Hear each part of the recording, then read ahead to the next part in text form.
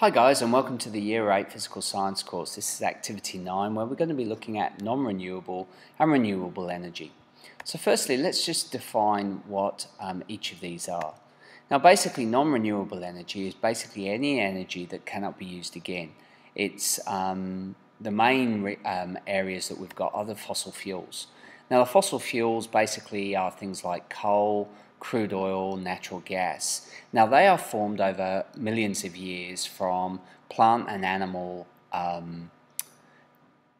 debris basically that's been laid down, and then over time it's been compressed and heated, and as a result it's been formed into rock or into a liquid state or a gas state, and then is extracted through mining.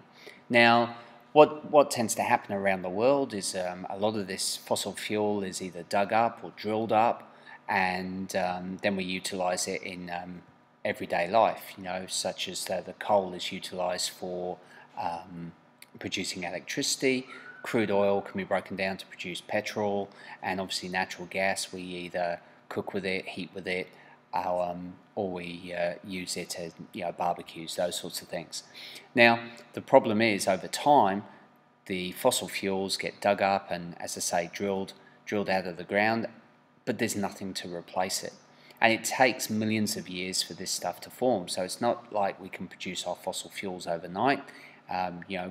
Put it in the back garden overnight, and hopefully there we go, we've got a lump of coal the following morning. That is not going to work, and it's not going to work virtually for the time that the human race is around. I mean, stuff that we are laying down now, in a million years' time, might just be formed into coal later on. So that's an example of non-renewable. Now this leads us to our sort of next area. What are we going to do once the fossil fuels have been used up? Where are we going to get our electricity? Because most of the electricity that we get, especially here in Australia, is in the form of coal, from coal power stations, and we are going to have to replace the coal at some stage when it runs out. So the next type of energy that we need to start looking at is our renewable energy. Now renewable energy is basically energy that can be replaced. We have an infinite supply of this energy, and we just need to enhance it and transform it into another form. So what we're tending to look at are things like wind turbines, hydroelectric power, solar panels, wave power.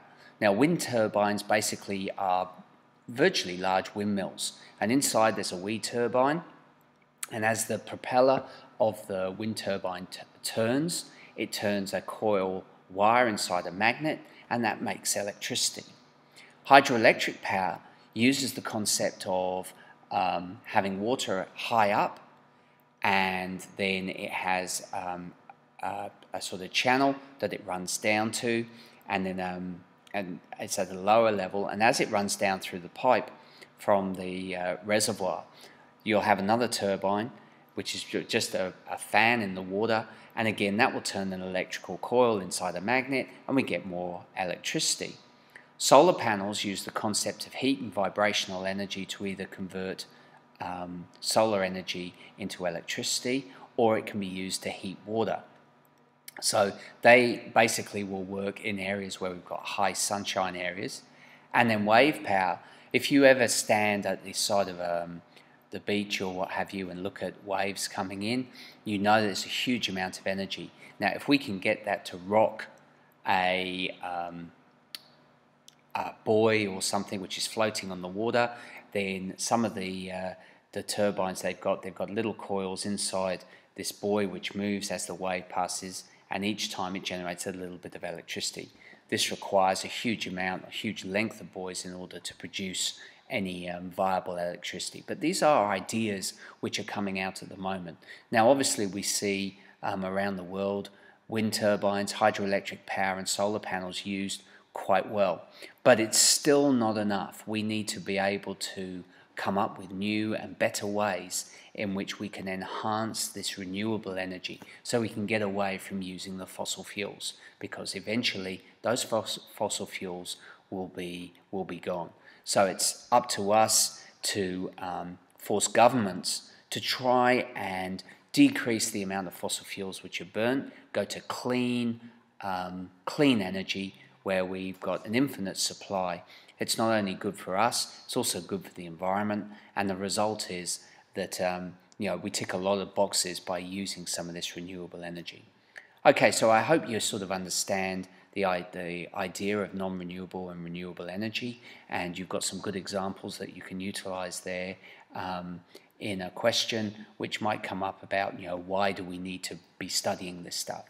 Okay, well, thank you for joining me, and I look forward to seeing you again.